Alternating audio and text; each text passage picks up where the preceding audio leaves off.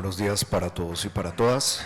Es un gusto contar con su presencia en la presentación del reporte Bio Orinoquia, el reporte del estado y tendencias de la biodiversidad continental de Colombia.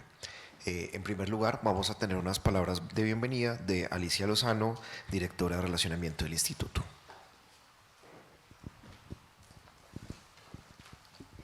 Bueno, muchas gracias a todos y muchas gracias al doctor Carlos Sánchez, rector de la universidad, que nos ha abierto sus puertas y nos permitió estar en este lugar tan especial.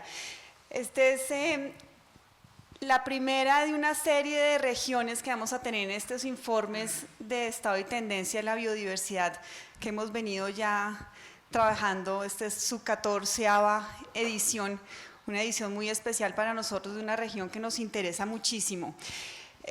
También quisiera mencionar una cosa, y es que este año se cumplen 30 años del instituto y son 30 años en los que estamos mirando qué hemos hecho estos 30 años, en dónde estamos y para dónde vamos. Y hemos escogido el micelio como esa imagen que sentimos que nos representa mucho, y yo creo que ustedes en este informe ven representado también el micelio, porque este no es un informe únicamente del Instituto Humboldt, este es un informe en donde nos unimos a autores. Más de 700 autores han hecho parte de este informe en estas 14 ediciones que llevamos, más de 170 instituciones, ¿verdad?, que nos han acompañado. Esto refleja cómo hemos podido trabajar uniendo todo este conocimiento, trabajando con muchas personas y con muchos autores. Entonces, pues hoy vamos a tener unas presentaciones muy interesantes que nos van a abrir los ojos también sobre las grandes posibilidades que tiene este territorio que es tan relevante para Colombia, en donde de verdad se nos abren posibilidades de pensar un poco diferente, entendiendo también la gran complejidad en términos pues de este sistema donde se juntan retos no solo de la sociedad sino de los ecosistemas. Entonces, pues nada, bienvenidos a todos, muchas gracias por acompañarnos el día de hoy y pues adelante.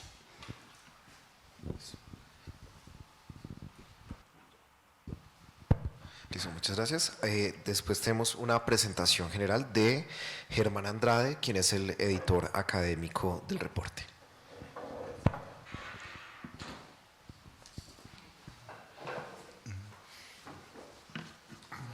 Bueno, muchísimas gracias. Este es un informe, no es exhaustivo, aquí no está todo el estado de la biodiversidad de la Orinoquia, sería imposible, porque es una región extremadamente grande y compleja, y eso lo vamos a ver en el día de hoy. Cuando uno habla de biodiversidad, la tendencia fácil es a decir que es la región de mayor biodiversidad, y entonces tenemos números, no sé cuántas especies de no. Esta región, por supuesto, con lo grande que es, acoge una enorme cantidad de especies. Sabemos que es el sitio posiblemente del mundo con mayor diversidad de peces de agua dulce, por ejemplo. Son noticias que nos llegan de la información, por ejemplo. Pero claro, no vamos a hablar de eso hoy. De lo que sí vamos a hablar es de la gran complejidad de la gestión de la biodiversidad en esta región. Hace unos años, el Instituto Humboldt publicó un libro que se llama Transiciones socioecológicas hacia la sostenibilidad. Son 11. Las 11 existen en la región de la Orinoquia. En otras regiones no existen las 11 transiciones. ¿No? Entonces es una cosa interesante ver que la complejidad se refleja en 11 situaciones de transición. El libro de Transiciones socioecológicas a la biodiversidad habla gestión de la biodiversidad en medio de los procesos del cambio. Y esa es la señal principal. No estamos gestionando la biodiversidad para que se quede quietica por allá y que nadie la toque. En algunos sitios eso es esencial, por supuesto. Pero en general, en el mundo que vivimos hoy, la gestión de la biodiversidad como un atributo tan notorio de los sistemas sociales y ecológicos es en medio del cambio. Y si en algún sitio o gran región de Colombia el cambio es más notorio, más fuerte, más indeseado, podemos decir también, porque no todo queda bien. Al hablar de transiciones no estamos diciendo que cualquier cambio es bienvenido. Indeseado es en la Orinoquia. Es que la Orinoquia es una región gigantesca vista para el Instituto Humboldt como una región hídrica. O sea, comienza aquí detrás de los cerros de Bogotá. Chingaza, que tanto se está hablando en estos días, hace parte de la Orinoquia funcional, del agua que va para allá. La región de la Orinoquia entonces tiene de todo. Es nuestra fuente de energía eléctrica, en parte está sustentada por Guavio y Chivor, que hacen parte de la Orinoquia hídrica. Y así sucesivamente. Entonces no es una región para nada fácil. Tampoco fue fácil escoger los ejemplos que vamos a presentar hoy. Ustedes pueden inmediatamente argumentar, falta tal cosa, falta tal cosa. ¿Qué falta de fondo? Yo diría que falta la Orinoquia indígena, que es enorme. Es el territorio Uá del oriente del Cocuy, es la nación sicuani que no ha tenido todavía una respuesta del Estado colombiano para un territorio conectado y suficiente. Es una cantidad de resguardos graneaditos por ahí en el territorio. Otros indígenas menos conocidos y a punto de cambiar su identidad cultural, como los macahuane, etcétera, etcétera. Entonces falta, yo sí creo que es una mea culpa, y no fue fácil conseguir la participación de todos, por eso muchísimas gracias de una vez con quienes participaron en este informe, porque le falta la Orinoquia indígena, faltan muchas, entre comillas, Orinoquias. Pero que sea un momento de conciencia y un momento de claridad de a qué estamos enfrentados los colombianos frente a la Orinoquia. Sin duda unas enormes no me gusta la palabra porque eso hace hablar los políticos, unas moderadas o grandes propuestas de desarrollo, de crecimiento económico, sin duda, eso no se puede negar. También hay pasivos ambientales ya importantes en la región. O sea, es una región que tiene todo. Tiene la gran selva amazónica de transición hacia la Amazonía, eso se nos olvida. Es que la Orinoquia no son los llanos, primer mensaje. Y los llanos no son la altillanura, segundo mensaje. Es mucho más. Tiene páramos glaciares tropicales que ya dentro de nada van a ser una rareza absoluta, no rareza, una ausencia absoluta en el territorio. Tenemos glaciares tropicales en la Orinoquia. Tenemos la mayor extensión de selva nublada que todavía queda en el flanco oriental de la cordillera oriental. Tenemos la mayor extensión de sabanas naturales de Colombia, ecosistema siempre olvidado, siempre, es que pensamos que los bosques todos y son humedales, se nos olvida que existe la sabana tropical como un bioma, como un ecosistema entre otras de los que más están en riesgo. Y así sucesivamente, la transición hacia los páramos, la transición hacia el Amazonas y el gran río Orinoco, que es un río internacional, que me preguntan, bueno, pero ¿no es que ese río nace en Venezuela? Claro, nace y muere en Venezuela, pero crece en Colombia. La cantidad de ríos que vienen de la cordillera oriental hacia el río Orinoco no sería el mismo río Orinoco si no tuviéramos el Arauca, si no tuviéramos el Casanare, si no tuviéramos el Meta, si no tuviéramos el Guaviare, etcétera, etcétera. Entonces nace en Venezuela, muere en Venezuela, pero crece en Colombia, la gran cuenca del Orinoco. Bueno, entonces esa era como mi abrebocas y vamos ya con el informe. Y tenemos ahora unas preguntas bien picantes. Bueno, este reporte bio, que es el reporte del estado y tendencias de la biodiversidad en Colombia, es un producto editorial, se ha consolidado como un producto de imágenes y de texto muy importante.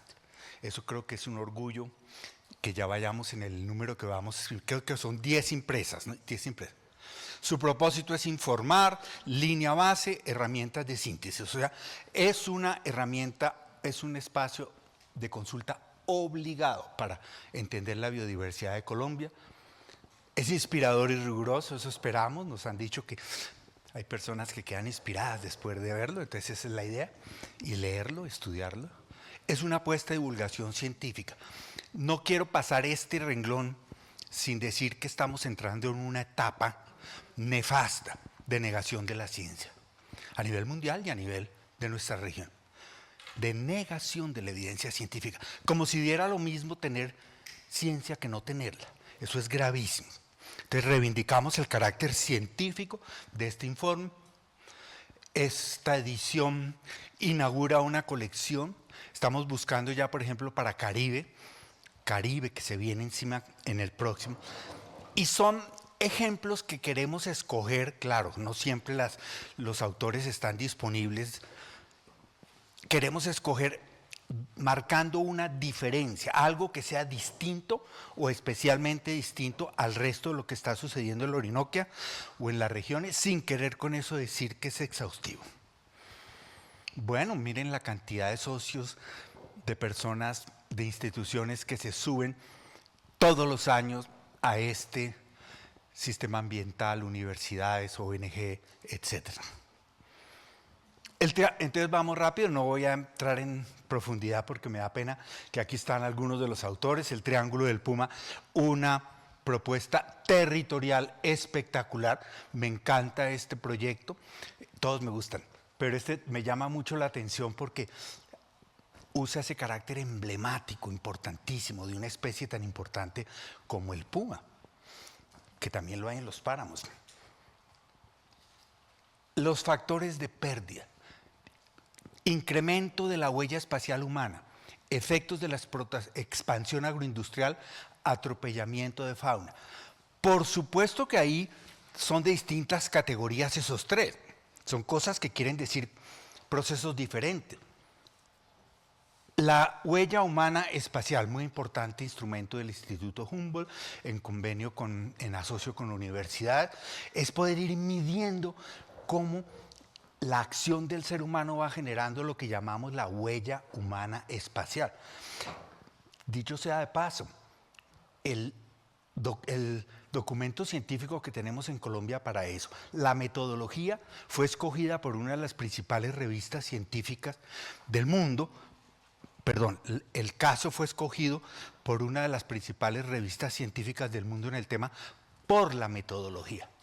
No por la huella, sino por la innovación en la medición de la huella. Eso es importante porque a veces uno como que no tiene en cuenta esas cosas, ¿no? Es como si la huella se midiera sola, como si fuera una imagen de satélite y repetida. No, es un índice que incluye vulnerabilidad incluye vulnerabilidad e incluye el efecto acumulado en el tiempo. Eso es una cosa desde la ciencia tremendamente novedosa. La expansión agroindustrial, ahora que está de moda otra vez, porque son modas recurrentes, de hablar del gigantesco, entre comillas, potencial agroindustrial, por supuesto que lo tiene, pero el tema de la agroindustria es algo que hay que mirar con mucho cuidado para no destruir, para ganar económicamente, pero para no destruir las funciones ecológicas de la altillanura principalmente. Y el atropellamiento de fauna, que es una llamada de atención muy fuerte a la planificación de la infraestructura. Que los animalitos que van quedando atrapados o atropellados son indicadores, no, pues muchas veces son animales muy comunes, pero son indicadores ante todo de lo mal que estamos construyendo la infraestructura, que en el mundo ya debería estar respetando los movimientos de la fauna.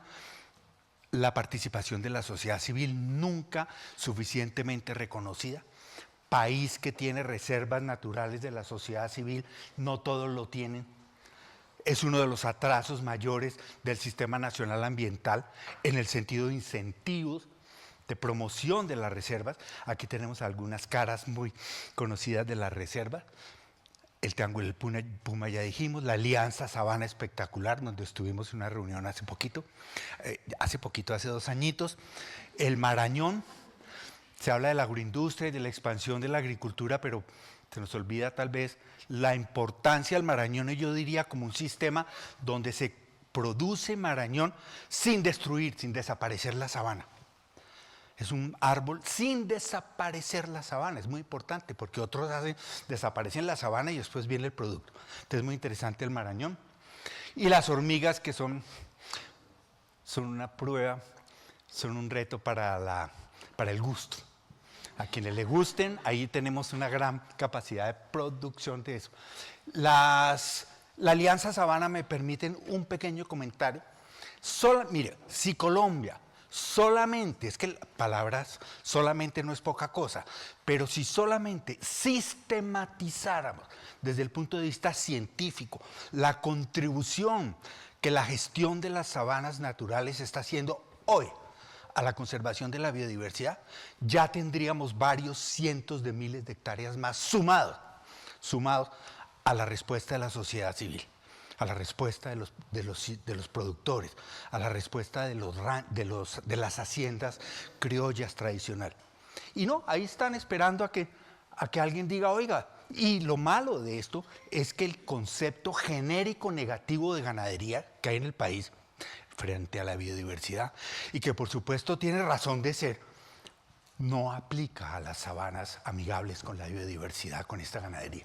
Entonces es un llamado a que el Sistema Nacional Ambiental reconozca el paisaje cultural ganadero como una forma de conservación de la biodiversidad. En eso estamos quedados y podríamos sumar a los objetivos nacionales. Bueno, de las hormigas no quiero hablar más. Oportunidad de gestión territorial, a las metas del Convenio de Diversidad Biológica. El año pasado estuvimos bastante metidos en eso, aviturismo espectacular, plantaciones de palma, muy importante, la palma africana hace parte ya del paisaje y necesitamos unos equilibrios territoriales objetivos, medibles, de cómo cómo debe convivir esa palma con la sabana, con el mosaico de selva, sabana, etcétera. Los peces ornamentales, como siempre, los grandes olvidados. ¿Por qué digo olvidados?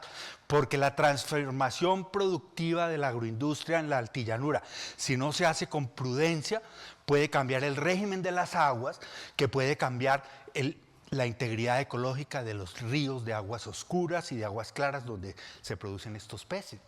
La relación agua-tierra o tierra-agua en la Orinoquia es crucial.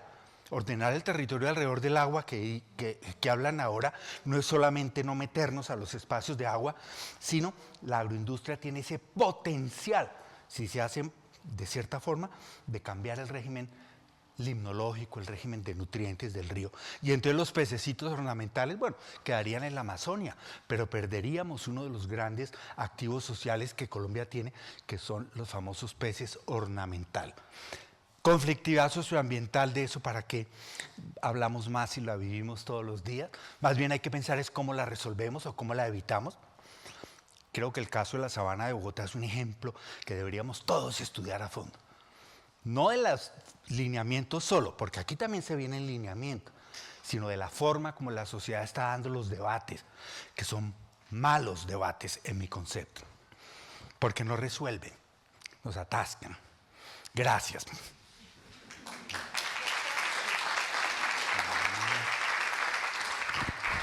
Dale, Germán. Dale. Muchas gracias, Germán, por esta introducción.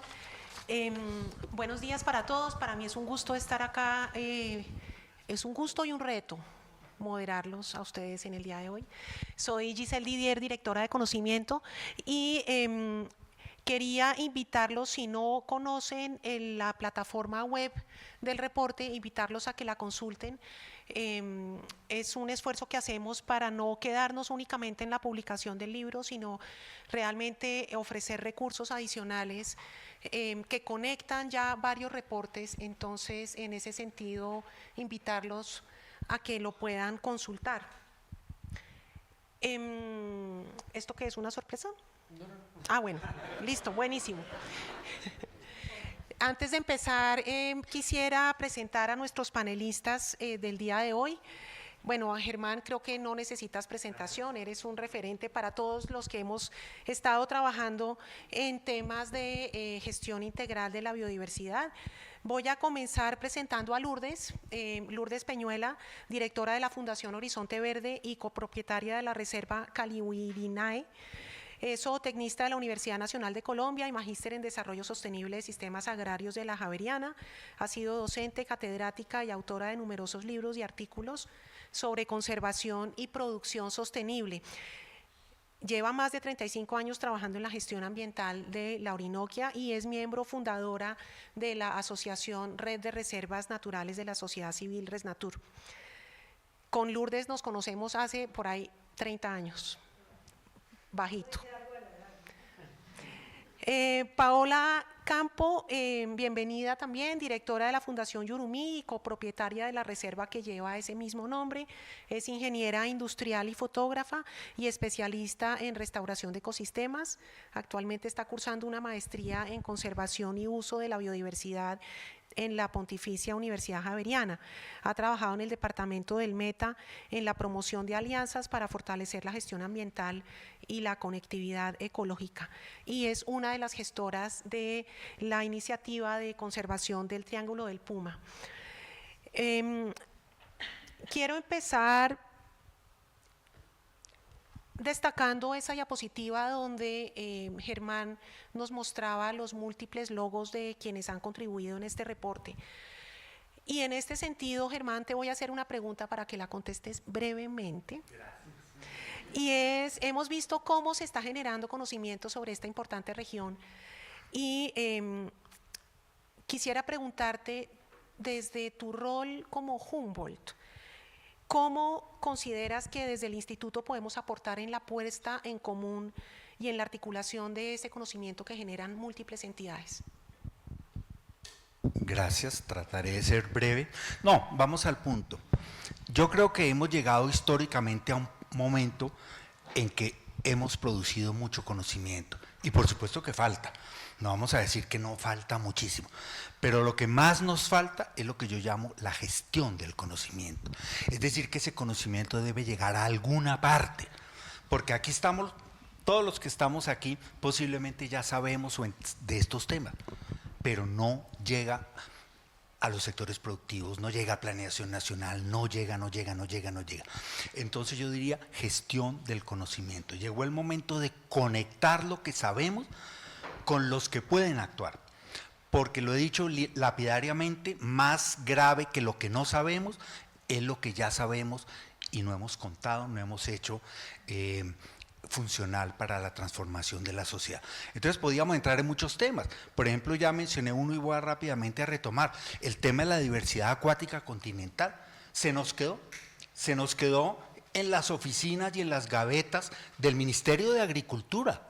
Ojo, porque es una propuesta institucional que hizo Colombia, se nos quedó ahí guardada y no está conectado con el Convenio de Diversidad Biológica suficientemente y somos el país, uno de los más biodiversos en temas de diversidad acuática continental. Entonces, así para ser conciso, yo diría gestión del conocimiento. Ahora, el cómo, plataformas, espacios, conexiones directas con los decisores, directas por diseño con los decisores, etcétera, etcétera. Es uno de los temas que yo trabajo en la IPBES, Plataforma Intergubernamental de Biodiversidad y Servicios Ecosistémicos. Entonces se trata de generar conexiones por diseño, no es publíquese y cúmplase, no, son por diseño. Este le debe llegar a fulano, a sutano y a mengano. Eso sería. Y voy a retomar eso último que mencionas de ser mucho más quirúrgicos en esa generación e incidencia del conocimiento para preguntarle, voy a empezar por Lourdes, ¿qué mensaje después de todos estos años de trabajo quisieras tú llevar acerca de la importancia de los socioecosistemas de esta región? Bueno, buenos días, muchas gracias por la invitación. Básicamente uno diría que la región de la Orinoquia es muy extensa, ¿cierto? Pero también uno diría que, ya Germán mencionó, una gran riqueza hídrica y biodiversidad, pero alta fragilidad. Nosotros no tenemos una buena capa vegetal, no tenemos capa orgánica, se rompen ciclos naturales, no hay acumulación de materia orgánica, entonces su recuperación es muy lenta y ahí tenemos grandes retos. Y básicamente hay una cantidad de actores, hay una cantidad de intereses y estos sistemas agropecuarios que se desarrollan allí se están entrelazando con todos esos ecosistemas naturales y básicamente nos interesan los servicios ambientales. Entonces la pregunta es, ¿cómo hacemos para que se mantenga la multifuncionalidad de los paisajes y los servicios ambientales, que lo necesitamos todos para la vida y la productividad? Entonces yo diría que sí, son socioecosistemas y ese también es un mensaje claro, dejemos de hablar de ecosistemas, hablemos de socioecosistemas, porque ahí hay gente y haya actividad productiva. Muchas gracias y gracias por la invitación. Yo obviamente le adiciono a lo que dice Lourdes y a Germán, y es que no hemos entendido que vivimos en un sistema, que todos estamos interrelacionados, que todos dependemos, y dentro de la Orinoquía hay muchos intereses, pero también hay muchos actores diferentes. Y a veces o no nos conocemos o no nos relacionamos, no entendemos que si yo utilizo el agua acá, ¿qué va a pasar al lado? Nos falta comprender cómo funciona ese gran engranaje y nos falta también mucho conocimiento con respecto a las funciones de las especies y las funciones de los ecosistemas. La gente caza por tradición, no lo juzgo, no, pues es parte del proceso de la historia, pero no entiende que al cazar empieza a deteriorar unas cadenas que son vitales para los ecosistemas. La gente utiliza el agua para los cultivos de manera exagerada, sin entender que eso de cierta manera afecta lo que va a llegar al río o al caño y después hasta el Orinoco. Entonces, yo creo que eso es como un enjambre, como si todos viviéramos separados dentro de un mismo espacio. Entonces, es como una invitación a volvernos un poquito más sistema, a entender más esta necesidad de trabajar juntos, de conocernos. Entonces, yo me asombro, yo vivo en la Orinoquía solo hace 12 años y la conocí por mi esposo, ni siquiera por mi familia, y vivo impresionada de todo lo que aprendo todos los días de la Orinoquía y todo lo que me falta por aprender, pero también del estado de fragilidad en el que está actualmente. Hemos visto un poco esos datos claves que nos mencionaba Germán acerca de la enorme riqueza de esta región. Y recordar acá que el reporte bio se divide tradicionalmente como en 3 capítulos: cómo estamos conociendo esa biodiversidad, cómo está sucediendo esa transformación, cuáles son las respuestas de la sociedad civil y cuáles son esas oportunidades, digamos, para una mejor gestión. Si nos enfocáramos ahora en los motores de transformación, voy a juntarles las 2 preguntas en una sola para hacer una sola pasada, y es: ¿cuáles son esos principales motores de pérdida de biodiversidad en la Orinoquia y cuáles son sus efectos? ¿Y qué impacto están viendo ustedes desde el territorio que tienen actividades como la agricultura, la ganadería y las actividades extractivas en la región? ¿Cómo están ustedes viendo en la zona este proceso de transformación? Empieza tú. No, tú primero. Gracias, porque si no me dejan con ideas, sin ideas. Me preocupa, ya estaba preocupada, dije, Dios mío, ¿qué me va a quedar? Voy a decir solamente una cosita, chicortica. No, pero después. Ah, ok, sí, qué susto. No. Pues yo creo que hay muchos motores de pérdida de biodiversidad.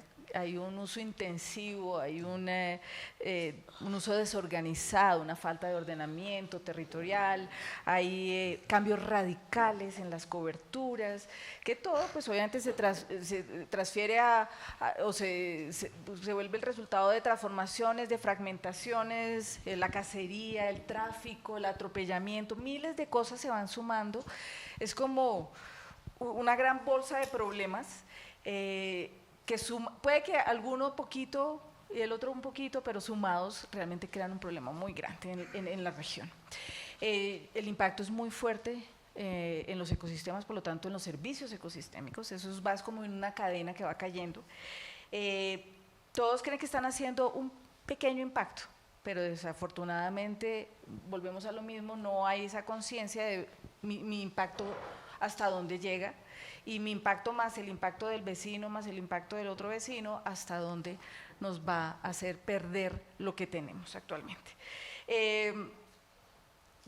Debería haber un mejor conocimiento de quién consume y qué consume de todos estos servicios ecosistémicos, y una legislación mucho más clara con respecto a ese consumo. Entonces, creo que falta política pública, falta ordenamiento territorial para poder contrarrestar todos estos motores de transformación que realmente están impactando. ¿Y quisieras profundizar sobre alguno de estos sectores? Agricultura, ganadería. Yo no quisiera satanizar a ningún sector, quisiera no llegar a atacar a nadie en particular. Creo que todos tienen posibilidades de mejora, de cambio, de transformación de sus actividades que pueden convivir. Yo creo que uno de los mensajes que tenemos que traer y que yo soy absolutamente partidaria es: la conservación puede ser hermana del desarrollo, pueden trabajar de la mano, no podemos sacar al humano de la ecuación, es parte de quienes somos, y los territorios en ciertas medidas pues dan lo que pueden dar, siempre y cuando haya unas reglas claras. Sin embargo, pues obviamente nosotros, yo hablo por nuestra región, que es la altillanura, hay una presión muy fuerte de la agroindustria, una utilización fuerte del agua, por ejemplo. Entonces, es una invitación a conozcan qué está pasando, cuál es el impacto de lo que ustedes están gastando, contaminando y devolviendo a los sistemas. Bueno, yo pensaría que la deforestación, sobre todo en ciertas zonas específicas, sur del Meta, sobre todo en todas esas áreas transicionales, pero en ecosistemas, digamos, boscosos, no en sabanas. En nuestro territorio, la mayoría, el 70% del área de la Orinoquia son sabanas, inundables, disectadas, altillanura. Entonces ahí cuando se pierde esa cobertura boscosa y también en bosques ribereños y bosques de galería se pierde conectividad. Yo creo que eso es un factor fundamental porque conectividad para hábitats de especies, se pierde hábitat de especies, se pierde retención de agua, se pierde suelo y hay una alta fragilidad en la geología y en la edafología de la Orinoquia. El cambio del uso del suelo sin planificación ni ordenamiento ambiental, pues está llevando a que estos modelos productivos que están desarrollando en la región básicamente no están basados en una oferta natural, sino en una transformación. Son modelos de desarrollo económico, ¿sí? No sabemos cuál es el impacto realmente que está generando, ¿sí? Pueden ser monocultivos, pero es la forma como se desarrolla el modelo que es dependiente de altos insumos químicos. Y ya lo decía Germán, ejemplos en el recurso hídrico, por ejemplo, nuestras aguas son ácidas y modelos basados en una cantidad de encalamiento como el cerrado brasilero, no es para la región, sobre todo que lo hacen en exceso. Necesito 2 toneladas de cal, no, echémosle 7. Ese exceso y toda esa cal va a las aguas, está alcalinizando las aguas que son ácidas y cambia totalmente toda la ictiofauna. Entonces yo creo que ahí hay un tema porque uno diría, bueno, ¿es mucha el área que se está impactando y transformando? Es posible que no sea mucha, pero todavía. Pero el impacto sí puede ser muy grande, pero no lo sabemos. Tenemos una gran debilidad, hablamos de pérdidas de biodiversidad, hablamos de grandes impactos negativos. ¿Dónde están las cifras? No existen, no existen. Y creo que nos juntabas con impacto de actividades como ganadería, agricultura. Sí. Yo aquí sí quisiera aprovechar para mencionar un impacto muy positivo en el que venimos trabajando hace muchos años, y es la ganadería en sabana. Las ganaderías en sabanas se han asimilado a sistemas sostenibles de producción, porque han sido basadas en esa oferta natural, en la dinámica hidrológica, con pocas o nulas transformaciones. Usted ve los mapas de coberturas de sabanas y la mayoría de nuestros 156 ecosistemas, la mayoría están no transformados. ¿Y dónde están? En la Orinoquia, en las sabanas, ¿sí? Entonces, esa ganadería ha favorecido los procesos de conservación, porque usted no ha tenido que quitar la fauna que convive allí ni la flora, sino que se interviene con un proceso ganadero sin transformar en grandes extensiones, son unas mínimas, no alcanzan ni al 2-3%, con algunos pastos introducidos en sabanas de inundables y altillanura, para intervenir un proceso ganadero. Entonces, no podemos tampoco, como decía Germán también y como hemos dicho mucho, generalizar la ganadería. Creo que es el único modelo, y nos lo decía alguien de la Agenda Global de Ganadería, que ha viajado por todo el mundo, y dice, este modelo de la ganadería de cría en sabana inundable es único en el mundo. Nosotros por eso consolidamos con WWF y antes con trabajos con TNC, consolidamos una información de más de 15 años de un modelo sui generis de ganadería de conservación en las sabanas inundables de la Orinoquia. Ahí hay un efecto positivo. Por otro lado, tenemos el efecto negativo de modelos que tienen que cambiar totalmente la cobertura natural, o los grandes reforestadores de la Orinoquia, que no son reforestadores, sino aforestadores, porque están transformando sabanas a coberturas boscosas, además con especies introducidas la mayoría, como lo vemos en la altillanura del Bichada. Pero bueno, eso también está quieto, ¿no? Entonces lo que ha pasado es que mucha gente se ha estrellado, muchos de los productores se han estrellado con la región, no han conocido la región y se estrellan con el contexto del paisaje. Le pasó a los olleros cuando llegaron del valle, y pasó esa bonanza de la soya, porque no les dio lo que era, porque no conocían la región y no tuvieron lo que se esperaba que iban a tener. Entonces hay que conocer y hay que valorar lo que se tiene. Y yo creo que uno de los grandes problemas de la Orinoquia es que no valoramos ni conocemos las sabanas, que es nuestra mayor área. Yo dejaría por ahora ahí. Si Germán nos deja decir algo. Germán. No, qué pena, ya la famita pues bien ganada más. No, mire, yo viéndolos, escuchando, y en los informes bio tenemos ese triángulo: biodiversidad, transformación y impactos, respuestas de la sociedad. Ese triángulo hay que volverlo un triángulo virtuoso, es decir, debemos centrarnos en las respuestas de la sociedad, no arrancar siempre por cuántas especies tenemos, arrancar por las respuestas para hacer un triángulo virtuoso, multiplicador y escalador, y los ejemplos son fundamentales, los que hemos escuchado. Yo creo que Colombia, nosotros tenemos que pensar, entre otras, diferente la Orinoquia, porque nos vamos siempre a estrellar con la biodiversidad y los factores de transformación cada vez más acentuados. No nos digamos mentira. 200.000 hectáreas al año, dijo Andrés Éter hace algunos años, que era el ritmo de transformación de las sabanas principalmente. Eso no va a bajar.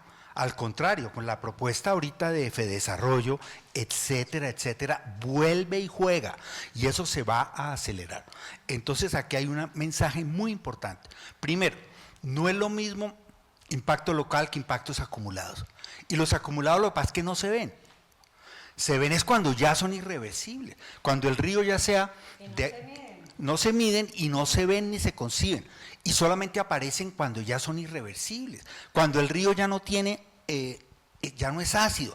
¿Qué se puede hacer con un río no ácido? No, pues ver a ver qué quedó. No es poco lo que queda, pero ojo, los impactos acumulados requieren una visión estratégica, una visión conceptual diferente. Yo diría, para cerrar, yo creo que aquí no podemos caer en el mismo ciclo, y digo caer porque es importante, pero caer es cuando cae uno y no se puede levantar. Caer en el mismo ciclo de que lo que se necesita es más regulación. Claro, sin reglas claras vamos a llevarnos por delante todo, pero la respuesta no necesariamente está solamente en el Estado regulador. Ya sabemos que el Estado regulador en este momento político no es bienvenido. No es bienvenido en este momento político, que ojalá no se alargue mucho. Entonces, asociación público-privada y comunitaria sería para mí la respuesta fundamental.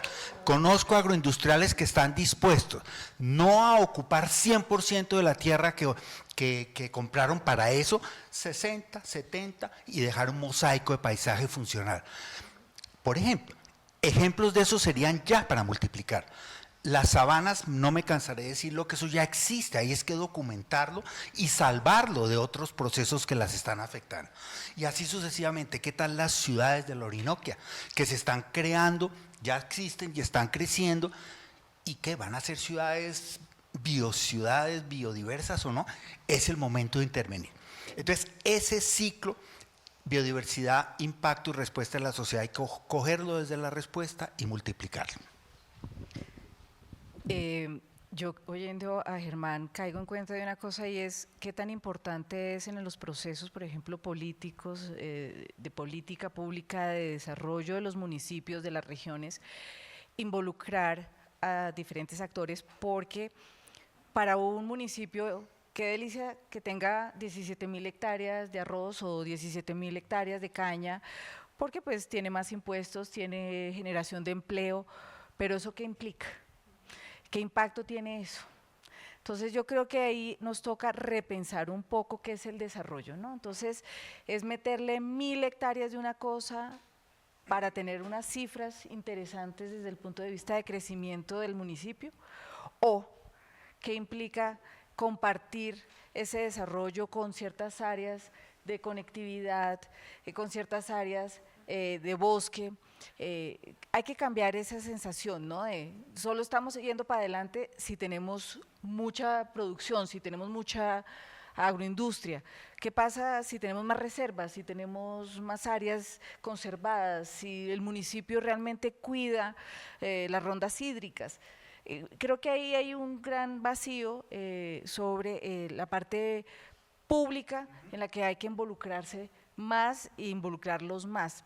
El problema es que la sociedad civil, obviamente, por ejemplo, en mi caso, yo digo, difícil trabajar con los políticos, difícil trabajar con ese mundo, pero hay que hacerlo definitivamente, hay que hacerlo y hay que cambiarles esa mentalidad y mostrarles que tener 1000 empleados en 1000 hectáreas, pues es importante para el municipio, pero también tener agua es importante para el municipio. Entonces es como crear un balance entre el desarrollo y lo que tenemos en ecosistemas. El tema, ¿ahí se oye bien? Perfecto. Yo creo que no necesito micrófono. El tema complicado es que la mayoría de los municipios del país y sobre todo los de la Orinoquia son categoría 6. O sea, son municipios que además si no recaudan los castigan, ¿cierto? Y tienen unos esquemas de ordenamiento territorial, unos COT o unos planes de ordenamiento territorial totalmente desactualizados, 20 años. Y ese es su carta de navegación. Y las dinámicas de la Orinoquia, lo sabemos, han cambiado hace 10 años y hoy en día. Y yo creo que el tema es que se va a transformar, eso es una realidad. El problema no es ese, el problema no es tanta área. ¿Qué tanta área se va a transformar? Muy seguramente se va a transformar mucha área. El problema es bajo qué modelos de desarrollo se va a transformar, porque de ahí van a depender los impactos negativos o positivos que esto conlleve, ¿cierto? Y las políticas públicas, usted oye al gobernador de Casanare, usted oye a la gobernadora Rafaela del Meta, y están felices, porque se va a desarrollar la altillanura, porque se va a desarrollar la sabana inundable, ¿cierto? Entonces, esa política pública es basada en la transformación y no en la oferta natural que desarrolle modelos que complementen esas bases. Porque no todos podemos ser reservas. Yo soy líder de reservas desde el año 92, ¿cierto? Y maravilloso. Y nosotros vivimos en una reserva, pero produciendo, porque usted no come aire molido ni viento raspado. Entonces, ni hormigas solamente. Y eso está muy bien, y hay un alto porcentaje, pero tenemos que producir, porque además nosotros tenemos la mayor área de frontera agropecuaria del país, el 58%, tenemos 15 millones de hectáreas, y datos de UPRA y de otras fuentes, a 2024 se han transformado más o menos 1 millón. Eso de pronto no es muy significativo, pero ¿con qué impactos? ¿Y dónde? ¿Y dónde? En Morichales, pues terrible, ¿cierto? Entonces, el tema es dónde y cómo.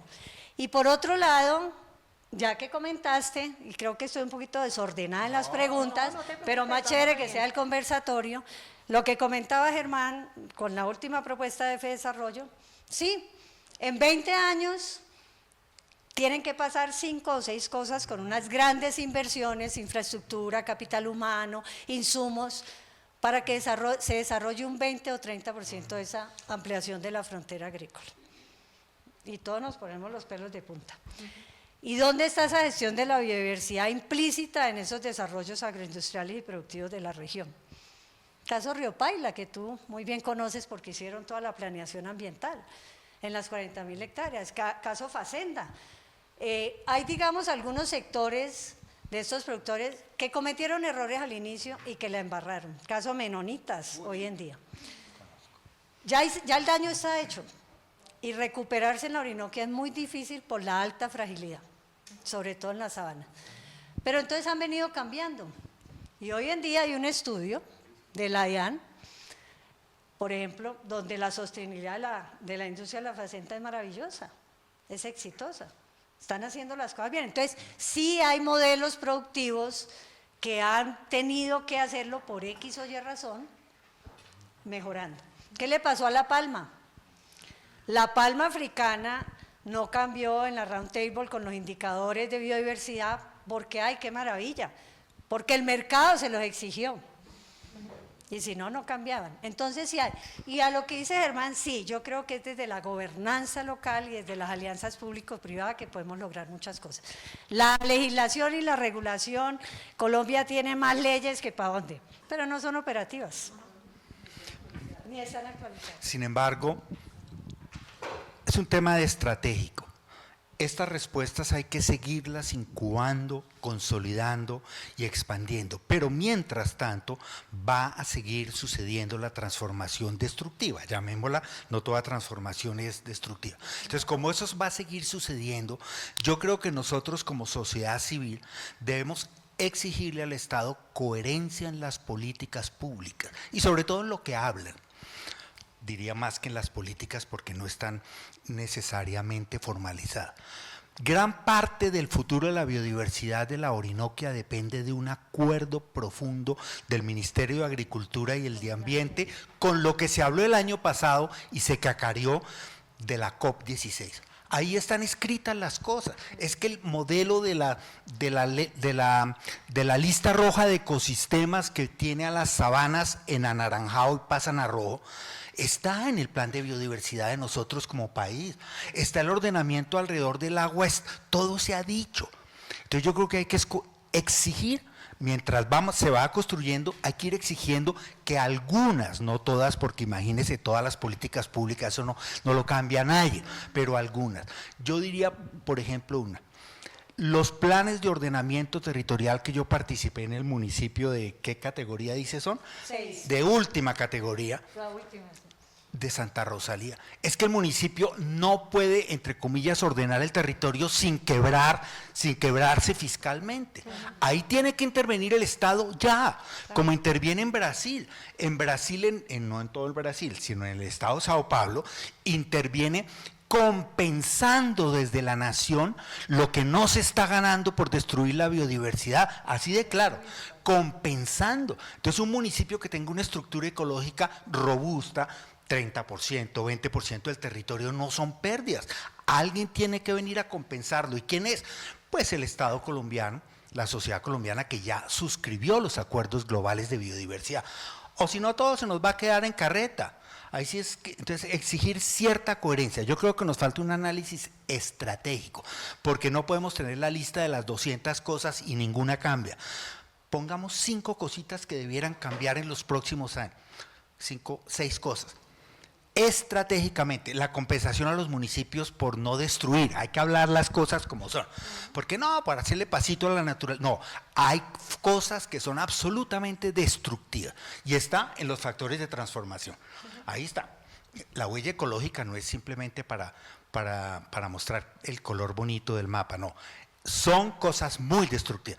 Compensar a los municipios, las reservas privadas de la sociedad civil son sostenibles, pueden mantener esa lucha por cuánto tiempo. Hay un tema de herencia, hay un tema de cambio complicadísimo. ¿Qué más? Bueno, 2 o 3 cosas nos podíamos sentar estratégicamente y pensar que son las transformaciones, menos transformaciones que tienen más efecto. Y desde la política pública y desde la gobernanza, yo diría, de la mano.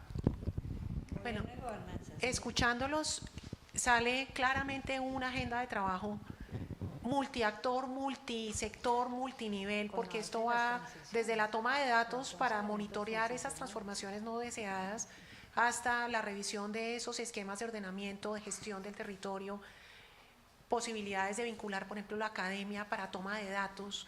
Estamos viendo la transformación sin realmente poderla comprender en su totalidad. Y me gustó mucho algo que decía Paola, y es esa declaratoria, digamos, de los sectores productivos acerca de cómo están usando, cuáles son esos requerimientos de biodiversidad, de servicios ecosistémicos y cuáles son esas interdependencias. Creo que aquí sale trabajo para todo el mundo. Vámonos a esas respuestas de la sociedad civil. Esto sobre todo para Lourdes y para Paola. ¿Qué papel juegan las organizaciones no gubernamentales y las organizaciones de base comunitaria en la protección de esos ecosistemas en la Orinoquia y cómo es eso, también desde sus experiencias, cómo hacen para mantener ese propósito de conservación y no dejarse doblegar por esa tendencia y por estar rodeados, digamos, de esas grandes presiones de transformación. ¿Cómo es esto? A ver, yo quisiera arrancar. Yo llevo 43 años en la Orinoquia, yo soy bayuna, ¿ve? Pero ya adaptada por la Orinoquia, adoptada y adaptada. Y yo diría que es muy importante el rol de las ONGs, tanto de cooperación internacional como nacional y local. Nosotros somos una organización local de orden regional, trabajamos solo en Orinoquia. Pero realmente hacemos esfuerzos grandes, desarrollamos proyectos, generamos resultados, generamos información, nuevos conocimientos. Muchos de nosotros, por ejemplo, en el caso nuestro, todo esto lo llevamos a formación en la Universidad de Los Llanos, con una especialización en producción tropical sostenible y maestría en producción tropical sostenible. Entonces, hay que formar gente en eso, ese es como un mensaje. También en diferentes escenarios regionales, porque los tomadores de decisiones no tienen ni idea de muchas cosas, de lo que está pasando. Entonces hay que formar gente que entienda que hay multifuncionalidad de paisaje, servicio ecosistémico. ¿Eso qué es? Pregúntele a 20 funcionarios públicos que le diga 5 servicios ecosistémicos y no tienen ni idea, muchos de ellos. Entonces, y los que están tomando las decisiones, pues es basado en eso, ¿cierto? Entonces yo creo que es importante, pero, y el pero es siempre… pero antes del pero, puede que ahorita se hable de eso, pero nosotros llevamos, y por eso nace también la red de reservas, y nosotros particularmente venimos trabajando es con un enfoque de conservación-producción. La conservación in situ, déjeselo a otro, ¿cierto? Las áreas preservadas y tal, la conservación prístina, pero nosotros tenemos que trabajar con enfoque de conservación-producción. Y eso, digamos que muchas otras organizaciones lo han venido aprendiendo y muchos estamos convencidos de eso. Hay que conservar para producir mejor. O sea, hay que conservar y producir. Cuando yo estaba moviendo todo el tema de reservas en la Orinoquia, había una, no, es que yo no quiero meter aquí nada ni nada. Y se metían esas sabanas, esos pajonales, esos andropógon, todos trachipógon, una biomasa así. Pues llega una candela y se lo lleva, y es peor el daño.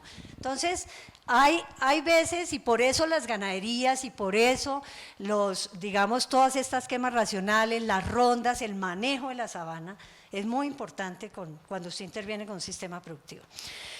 Pero ¿qué pasa? Aunque es importante nuestro rol, estamos con muy poco impacto. Tenemos que hacer grandes esfuerzos para que realmente esto se apropie y se reconozca por tomadores de decisiones. Es muy débil. El sector ambiental, yo creo que aquí es una muestra, estamos los mismos echándonos el cuento entre los mismos. Y eso es lo que decimos siempre en la región, ¿cierto? Digamos que, y creo que contesté otra de las preguntas, que es la cooperación internacional, y pasa lo mismo, son grandes esfuerzos, y uno diría, nosotros en algunos espacios regionales, algunas mesas de trabajo hemos dicho cuánto es la inversión que ha llegado en proyectos a la región, pero millonaria. ¿Y cuál es el impacto regional? Mínimo. ¿Y dónde estamos incidiendo? Mínimo. Entonces sí hay que hacer esfuerzos más grandes. Yo veo que hay un gran trabajo, hay muy buenas alianzas, soy bastante optimista con respecto a lo que se está logrando y se puede lograr. Efectivamente hay una gran inversión y se ha visto en ciertos temas, en ciertos sectores, pero hace falta, no porque no lo hayan hecho ellos, sino porque nos falta un poquito más de articulación, y eso que creo que nosotros en la región estamos bastante bien articulados, tenemos un CIRAP que está consolidado, nos conocemos, trabajamos, las ONGs no son celosas en nuestro territorio, trabajan, comparten, las fundaciones nos conocemos, sin embargo, pues sí hay muchas cosas por hacer. Yo le estoy apostando mucho al tema local y regional, que es decir, trabajar, por ejemplo, en el caso local con el Triángulo del Puma que mencionaba Germán, en cual 3 reservas decidimos, o 3 figuras de conservación diferentes decidimos trabajar juntas, invitar a los vecinos, explicarles qué significaba conservar, por qué era importante, qué tenían en su territorio porque no sabían qué tenían, a pesar de en cierto momento una gran oposición, después salimos adelante y empezaron a entender. Y después de este ejercicio tan local dije, bueno, ¿por qué no tocamos a todas las reservas y áreas de conservación privadas que están en el departamento del Meta? Entonces yo creo que en la Orinoquía hay muchos esfuerzos así comunitarios, locales, regionales, que vale la pena resaltar, que están trabajando, que se están poniendo la camisa, por ejemplo, oyendo a Lourdes con respecto a la sabana inundable, este grupo Caberesteros, el encuentro de sabanas que se hizo, el encuentro de reservas naturales y áreas privadas que se hace todos los años con TNC y que ha sido fabuloso. Y creo que aunque sea un impacto pequeño porque no somos tantos, pues sí hay un importante territorio, cada vez somos más. Hay gente preguntando qué son las reservas, cómo me vuelvo en reserva. Y yo por lo menos les digo, mire, no se vuelva reserva para que no le pase las torres de luz o no le abran el pozo de petróleo. Tengo una reserva porque realmente vale la pena, porque es importante. Se está desmitificando qué es ser una reserva, qué es ser un área privada de conservación, porque la gente creía que no podía hacer absolutamente nada, que se volvía un área exclusiva, limitada, restringida. Entonces yo creo que se han hecho esfuerzos, yo soy muy optimista con que podemos seguir trabajando, podemos seguir haciendo cosas. Entiendo a Lourdes en el sentido de, pucha, es ínfimo con respecto al territorio tan grande que tenemos y a la cantidad de temas que tenemos que enfrentar, pero por algún lado hay que empezar. Y no empezar, ustedes llevan 40 años haciéndolo, continuar, pero llegan nuevas generaciones. Nos ha pasado con las reservas que llegan los hijos y dicen, ya no voy a ir yo a las reuniones, va a ir mi hijo. Y entonces ese paso transgeneracional es importante. Mis hijos, por ejemplo, el otro día los sentamos y les preguntamos, bueno, ¿ustedes qué van a hacer con la reserva? Uno dijo, no, pues claro, seguí, no sé qué. La otra dijo, no sé, es que ustedes trabajan mucho. Entonces, tal vez está muy chiquita, no entiende, pero ese es el ejercicio que hay que hacer a nivel pequeño, sí, no del público, sino del privado. Yo creo que es bien importante. Yo creo que hay un tema de apropiación del territorio, es decir, hay un amor. A mí me sorprende cómo se quiere, seguramente en las otras regiones también pasa, pero en la Orinoquía ese amor por lo que son, por su música, por su comida, por sus costumbres es importante. Hay más involucramiento. Uno en las reuniones del CIRAP no van 3 gatos, va todo el mundo va para Horta, todo el mundo participa. Y cada vez estamos fortaleciéndonos más, hay más cursos, la Universidad de los Llanos es muy activa. Otras universidades como la EAN, los Andes y la Javeriana están presentes en el territorio. Entonces, nada, pues creo que juegan un papel importantísimo y espero que sigan jugándolo. Y le agradezco todos los días a TNC, a GIZ, a WWF y a otros, pues, porque realmente tienen los ojos puestos en el territorio. ¿Y cómo ven ustedes que esa participación de comunidades locales se articula? ¿Y cómo es esa polinización cruzada, si me permiten el término, entre ese conocimiento de los llaneros, de la gente que vive en la Orinoquia, de esos pueblos indígenas con estas iniciativas de conservación? ¿Cómo es esa articulación y cómo pueden de pronto ser más visibles esas experiencias desde la base para la conservación y la gestión de la Orinoquia? Yo pienso que los espacios de participación nominalmente están, pero la gente muchas veces no participa. ¿Y por qué no participa? Porque no conoce, porque no está organizada, porque no tiene resultados, porque no tiene argumentos, porque no tiene criterios para hacerlo, porque no sabe, lo invitan para que esté ahí sentado y digan, los invitamos. Pero uno ve casos como por ejemplo el Sur del Meta, estas organizaciones del Sur del Meta de campesinos que manejan el territorio. Están organizados hace más de 25 años, desde que salió todo este proceso de la MEN, del área de manejo especial. Ellos sí manejan el territorio. Entonces yo creo que tiene que ser desde ahí, desde la gobernanza local. Tiene que ser con apoyo, por supuesto, con cualificación, pero desde la gobernanza local. porque yo ahí disiento un poco con Paola, y la región de la Orinoquia es una región de colonias, no es una región de llaneros. Hay muy pocos llaneros ya. Es una región de colonias. Estamos los bayunos, ve, están los Tolima, es más, hay un gran problema con la empresa, porque dicen, no, es que en la Orinoquia no hay empresa. Pues obvio que no hay empresa, porque los paisas que están en el Bichado, los bayunos, pues registran sus empresas en Medellín o en Cali. Por eso tenemos un vuelo Villavo-Cali, Villavo-Medellín, porque vienen los empresarios. Entonces no hay empresas realmente, pero yo creo que quedan muy pocos llaneros. Y si quedan algunos son los de la sabana inundable. Llanero como llanero, los demás de Cordillera Pata del Cerro, los descalzos, los de Apata. Pero sí, hay un tema, por ejemplo, en la ganadería de relación con la cultura. Ahora, Germán lo mencionaba y sabemos, tenemos las mayores poblaciones en comunidades indígenas.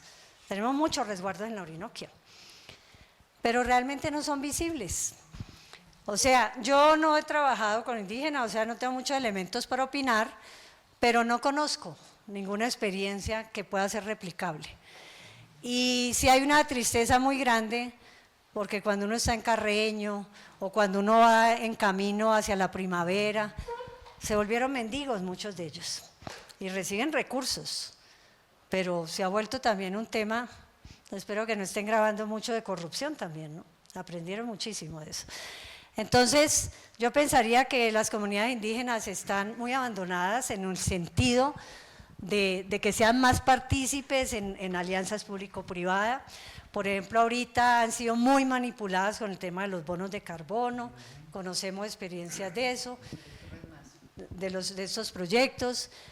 Pero sí, digamos, ahí hay un reto grande, pero los espacios están, pero necesitamos cualificar un poco más y que llegue esa información para que pueda haber esa gobernanza local, que es algo que queremos, y que está en las 11 transiciones que se mencionan en uno de los reportes bio. Ahí está lo que hay que hacer. Pero yo sí creo que es fortalecer gobernanza local. Tengo que desafiarte, y es que recibimos las preguntas antes como para foguearnos, y una de esas preguntas pues tenía que ver con las comunidades indígenas, y yo ahí puse un gran signo de interrogación. Y ahorita le dije, oye, me pegaste una corchada con esto porque en la Orinoquía, y corríjanme por favor, yo estoy hace muy poco en la Orinoquía, pero no se ve esa fuerza indígena como se ve en la Amazonía. Que si me tocó meterme, estudiar, entender qué pueblos había, qué resguardos había, dónde estaban, pues no tenía ni idea. Y llevo 12 años en el territorio. Y sé que hay, y yo le compro solo las artesanías a los sicuanes de Puerto Gaitán, no se los compro aquí en la feria artesanal, sino voy hasta allá. Pero de ahí a ver adelante no sé mayor cosa. Y de lo que más sé es de los sicuanes porque están cerca a mí. Pero realmente me puse a pensar, ¿hay esfuerzos de conservación por parte de ellos o simplemente están estos proyectos RESMAS gigantescos en el Bichada y en el Arauca? Pero después empecé a entender que hay realmente una gran cantidad de pequeños grupos, porque es que no son grandes poblaciones, también hoy aprendí eso, son resguardos de 44 personas o de 300 personas o de 200, no son grandes poblaciones, pero sí hace falta conocerlos, sí hace falta involucrarlos. La Amazonía en eso creo que nos ha dado un ejemplo de, venga, entendámonos, y no solo para que se lucren a través de estos proyectos que para mí son muy cuestionables, sino para que entiendan que ellos son parte de la sociedad, que son parte del territorio. Bueno, yo pensaría que de aquí en adelante, buscando las transformaciones que están esbozadas en los elementos, en todas las experiencias locales, necesitamos ampliar la audiencia. O sea, no podemos seguir conversando, podríamos, los mismos con las mismas, con cambios generacionales muy bienvenidos siempre, pero básicamente somos los mismos con las mismas. Yo me sueño, hace 10 años hicimos en la Universidad de los Andes un encuentro regionalizados que se llamaba La Mejor Orinoquia que podemos construir, donde por ejemplo en Yopal tuvimos una reunión donde estaban los desarrolladores, estaban los palmeros, estaban todos los sectores. Claro, pasaron 10 años Y ese tipo de diálogos tienen que hacerse permanentes y contundentes hasta que logren alguna transformación, porque ese es dándole la vuelta al mismo discurso que empezamos a entender. Yo creo que, viendo un poco el Instituto Humboldt, yo creo que es el mayor reto de apropiación social de la biodiversidad que nosotros tenemos en Colombia. Porque claro, hay otros territorios donde ya ha sido apropiado, en el sentido de imaginarios y de cómo actuamos. Entonces, la Amazonía es profundamente indígena, la Orinoquia no, en el imaginario de las personas que actúan sobre ella. Entonces, el reto de apropiación social es gigantesco, pasaría por ampliar esta discusión aquí. Debemos hacer una donde los señores que hace 3 semanas lanzaron el plan de desarrollo de la agroindustria, que parece que lo hubieran lanzado hace 3 años y 3 semanas, porque es exactamente el mismo concepto que hace 20 años y 3 semanas. Hace 20 años ya estábamos discutiendo y controvertiendo desde la ciencia. Hay información, conocimiento que muestra el colapso de los servicios ecosistémicos en el Cerrado brasilero.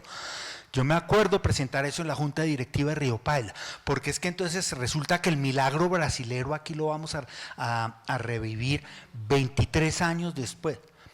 Y entonces, ¿y el colapso del agua en el Cerrado del Brasil pasó desapercibido? No, en el Brasil se está viviendo eso, para no hablar del Mato Grosso, que es el que ahora traen para decir que es el modelo. Entonces tenemos que reunirnos con Fededesarrollo y tenemos que hacer una actualización o una alfabetización elemental, porque así es.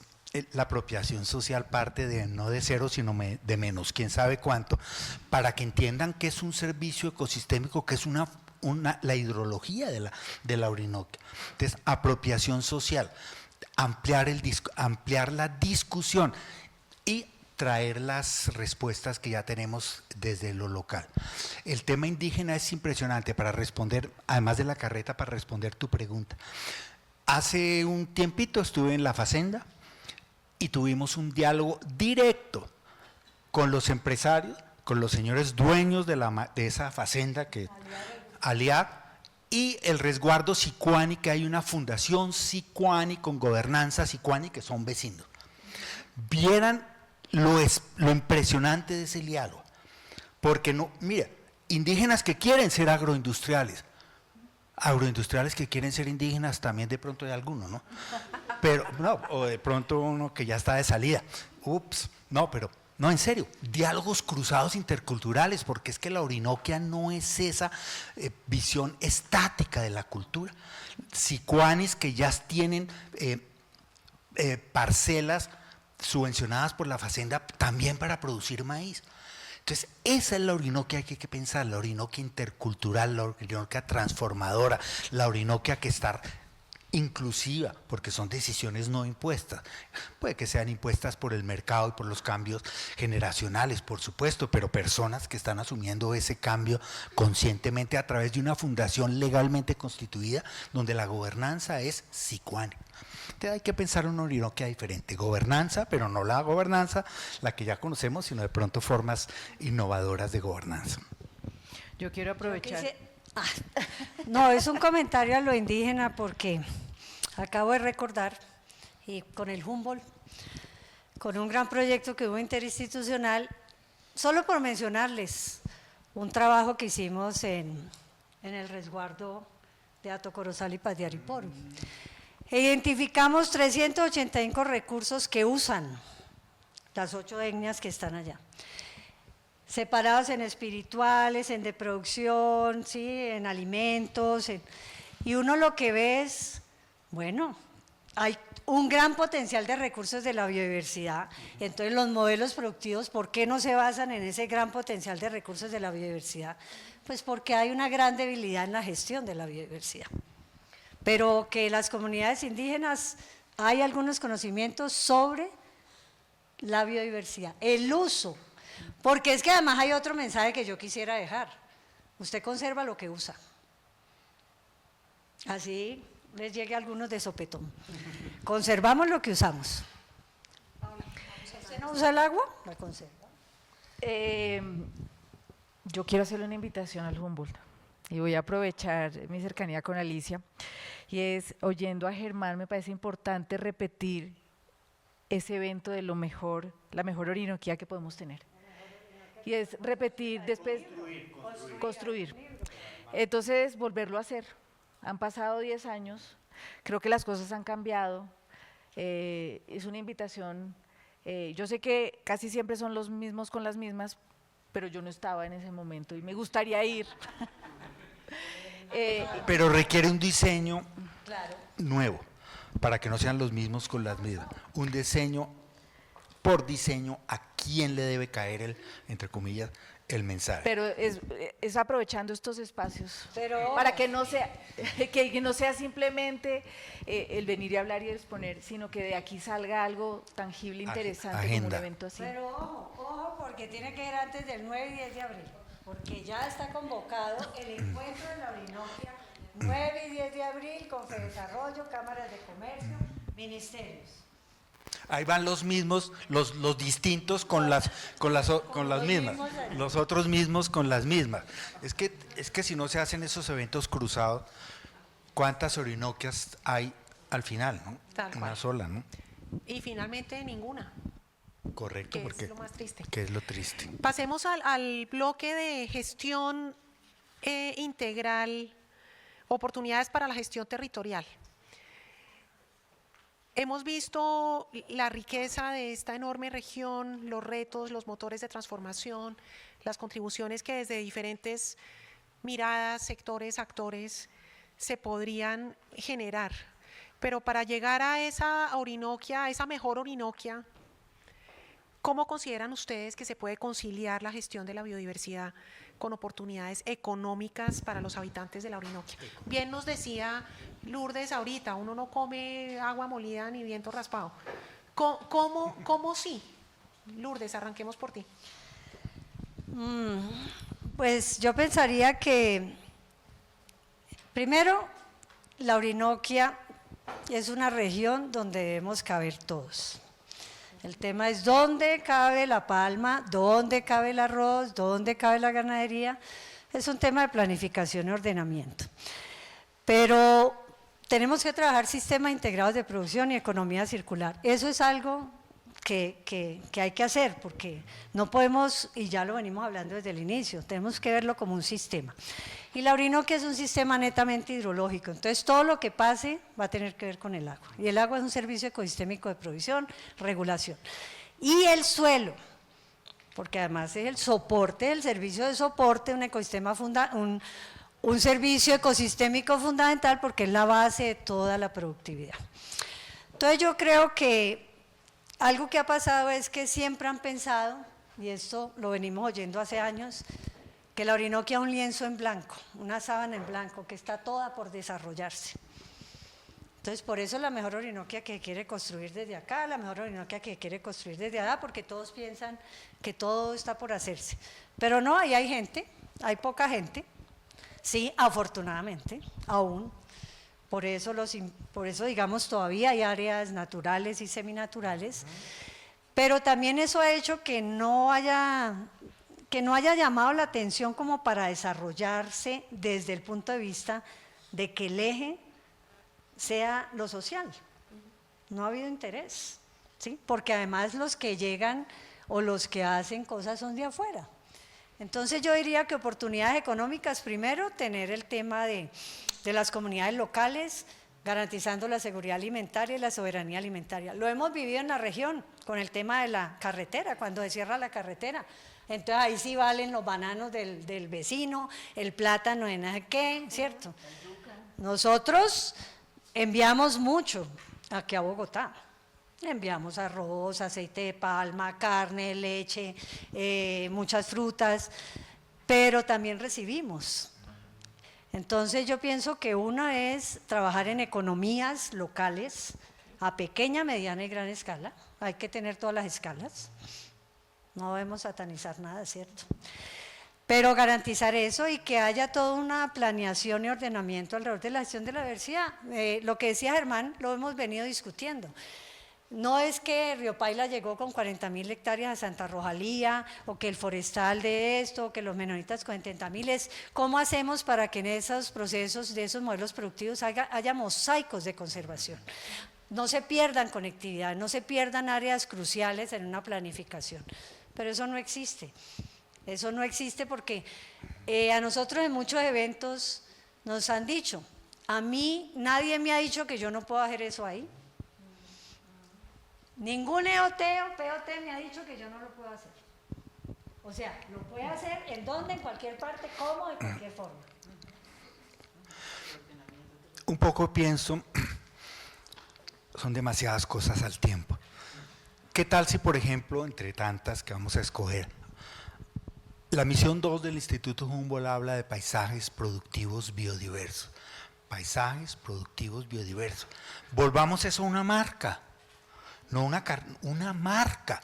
¿Qué es un paisaje productivo biodiverso en contexto? Porque no es lo mismo en arroz que en expansión de maíz en la altillanura, pero un estándar. Un paisaje productivo biodiverso debería tener, comillas, al menos una tercera parte en sabana natural mosaico, al menos, porque habrá sitios que es más, porque son bajos. Son sitios donde nacen los ríos. Un paisaje productivo biodiverso al menos debería tener conectividad de sabanas con sabanas y de bosques, por supuesto, con bosques y sabanas. Un estándar. Misión 2 del Instituto Humboldt. Porque entonces empezamos en generalidades. Yo no sé, cuando yo hice el proyecto con Río Paila, la Junta Directiva de Río Paila, que eran gente muy estudiada, pero no en temas ambientales, no entendían, hace 12 años no entendían que era un ecosistema. Y me dijeron, Germán, pero usted fue allá y vio un ecosistema. ¿Dónde? Si yo he ido allá, compramos unas tierras y yo no he visto ningún ecosistema. Hágame el favor. Entonces la apropiación del tema ambiental o ecológico es lenta y había muy buena voluntad. Y se definieron áreas de conservación voluntarias que implicaban no ganar. Es que se logra. Cuando hay costo de oportunidad en la conservación, no ganar porque se compraron para producir el 100%, no, vamos al 60, vamos al 50 y lo demás lo vamos mirando con otros sistemas productivos. Estándar, generar un prototipo estándar adaptado a cada contexto de qué sería un paisaje productivo biodiverso.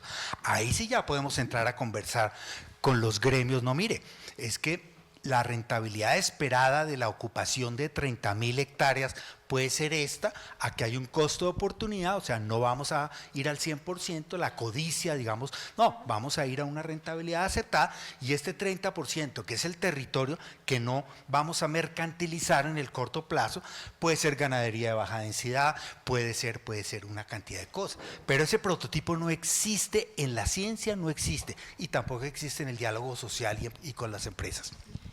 Pero hay una cosa lo que dice Germán, paisajes productivos sostenibles.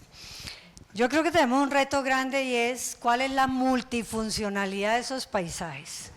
¿Qué me da ese paisaje y los servicios ecosistémicos? Usted a los productores se le tiene que meter por ahí, eso lo hemos aprendido. Porque todos necesitamos el agua, todos necesitamos el suelo, ¿sí? Todos necesitamos ciertas condiciones que se mantengan para la productividad. Ojo, para la productividad, no para la biodiversidad. Entonces, sí, claro, hacemos el chic, pero nos interesa porque hay una multifuncionalidad de los paisajes. Lo que pasa es que no tenemos las herramientas, no tenemos la información. O sea, hay que generar, hay que hacer esa gestión de la biodiversidad. Porque nosotros, por ejemplo, en un trabajo con los forestales en Carreño, en el Bichada, le decíamos, pero usted ¿por qué va a cambiar esos saladillales, esos congreales? Eso es un bajo, a usted le va a podrir esa acacia magium ahí, eso viene por allá de zonas secas, eso es paltillanura. Usted lo que va ahí es a perder plata, ¿sí? Claro, voy a perder plata, entonces no lo hago, ¿sí? Pero no deterioró un área que no tiene necesidad de deteriorar. Entonces, ¿cuál es la multifuncionalidad? Ese bajo, esos saladillales, esos congreales, ¿qué le hacen? Esa inundación de río Vita, ese bosque inundable que tiene que dejar de regulación, ¿qué hace? Que si usted siembra allá, pues el otro año la inundación se le va a llevar todo lo que sembró. Tenemos que ver la multifunción. Yo diría que de acuerdo, pero entonces vámonos con esos dos criterios, que es lo que nos va a llamar la atención porque es lo que nos interesa a todos, ¿no? Pensando en conciliar, yo quisiera hacer una invitación porque si algo he sentido es que, como en todo lo que está pasando, no solo en este país, sino en todo el planeta, hay un exceso de polarización. Una invitación a no buscar culpables de quién está haciendo qué y cómo, sino venga, hagámoslo mejor porque hacemos parte de un mosaico. Y buscar unas soluciones comunes. Que decir, si se pueden unir todos los arroceros para buscar un subsidio y hacer un paro, pues también sentémonos con todos los arroceros para buscar una mejor manera de utilización del recurso hídrico, del municipio, y así sucesivamente. Yo creo que vivimos en un momento muy complicado a nivel nacional y muy complicado a nivel mundial. Yo creo que la humanidad está, no sé, en un estado de alteración hartísima, y eso es humano, pero puede ser trabajable. Es decir, nosotros que tenemos a la ciencia respaldando tanta información, tanto conocimiento, tenemos esa responsabilidad, ¿no? Hay que llegar, quienes conservamos, y explicar cómo hacer mejor las cosas, por qué debería hacerlo así.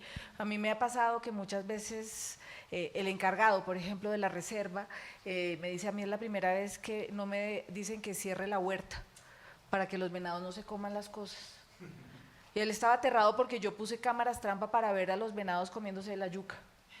Él me decía: no entiendo, a mí siempre me han dicho ciérrela y mátelos, y cómo así que se nos está comiendo la comida, y explicarle que es que si hay para nosotros, también hay para ellos, fue todo un reto. Entonces, es como romper las barreras de falta de conocimiento, pero también las barreras de ciertas tradiciones que han existido, y la frase que es diabólica de nosotros siempre hemos hecho las cosas así, o ¿por qué las voy a cambiar si me va bien así? Pues ya no aplica. Entonces es esa invitación a conciliar realmente, como tú lo dijiste, es esa palabra fantástica de trabajemos todos por un bien común, ¿sí? Bueno, vamos a tener espacio para 2 preguntas del público, entonces vayan levantando su mano, pero antes de esas preguntas, muy rápidamente, porque el tiempo nos está comiendo un poquito, ¿qué lecciones aprendidas o de qué se sienten orgullosos que haya pasado en la Orinoquia que pudiera ser ejemplo para otras regiones reales o imaginarias? Orgullosos.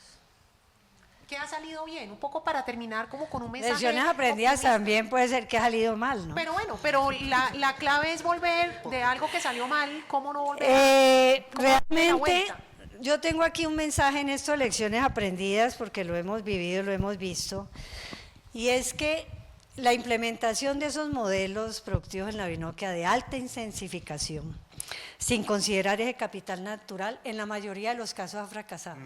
Y ha fracasado en lo económico.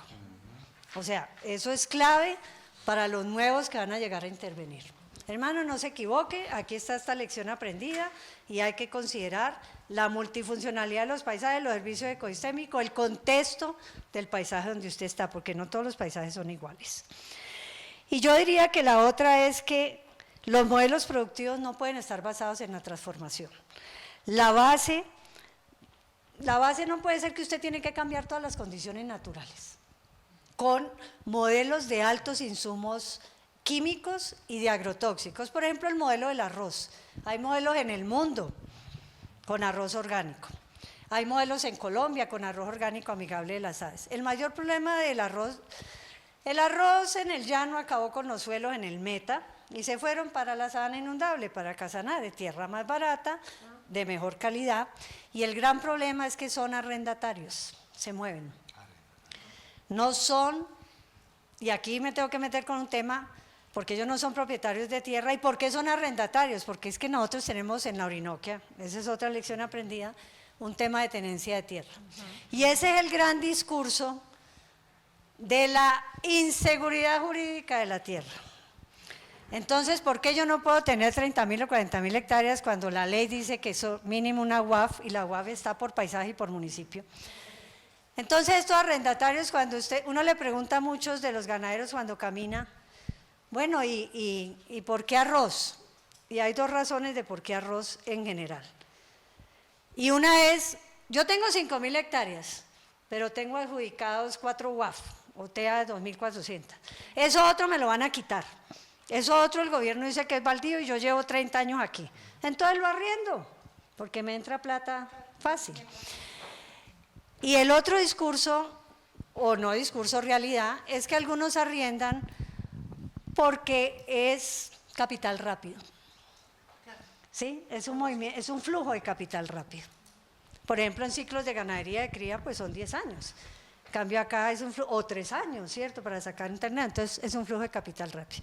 Entonces yo diría que eso, y que básicamente, y creo que ya lo hemos mencionado, pero vuelve a quedar el mensaje, tenemos que basar estos modelos productivos con una muy buena gestión de la biodiversidad.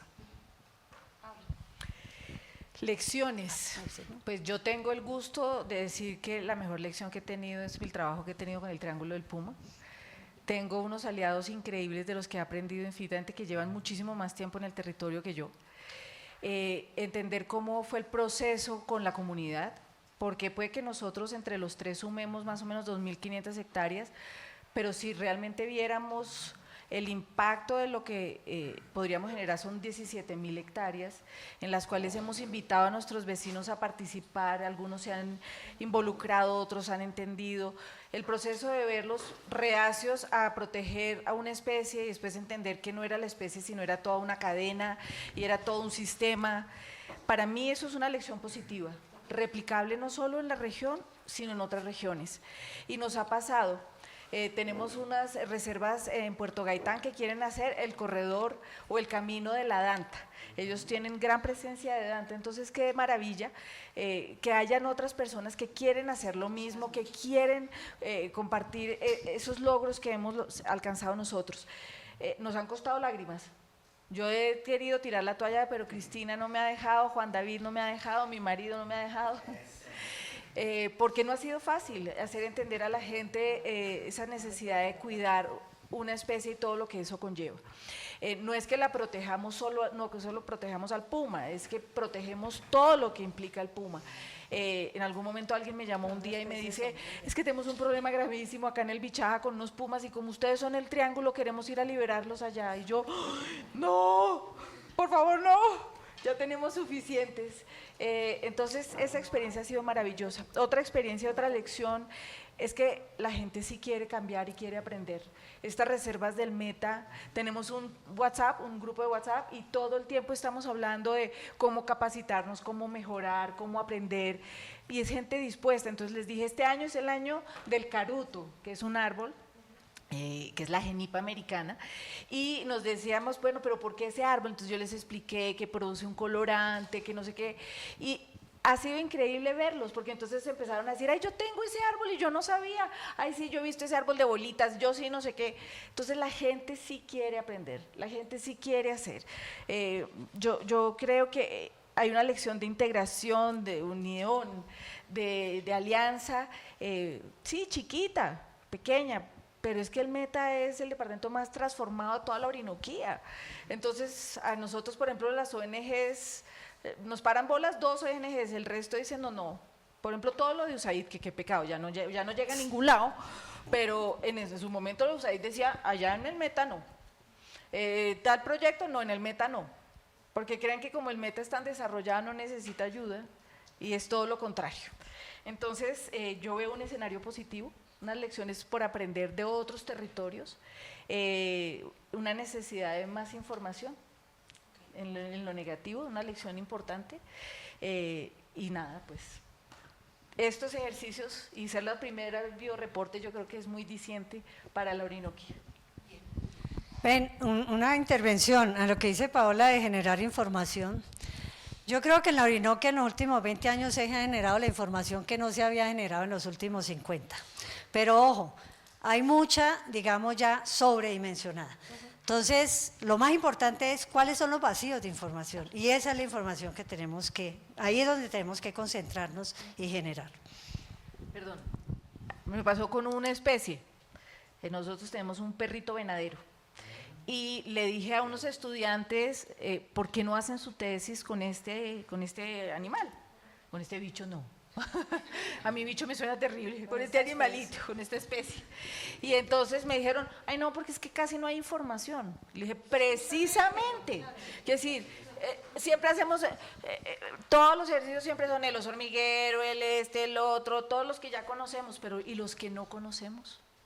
Entonces es una invitación a la academia a dejar de aceptar proyectos de tesis, de grado, de todos, de los mismos con las mismas. Sí, hacer cosas diferentes. Pero a ese comentario, mira que hay unas cosas importantes a lo que tú dices. Una es que tenemos que generar información propia. Porque tenemos que siempre, entonces, van a hacer una tesis, entonces la tesis, la información propia una cosita así y revisión de literatura una cosota así. La revisión de literatura está bien, pero ¿cuál es la información propia?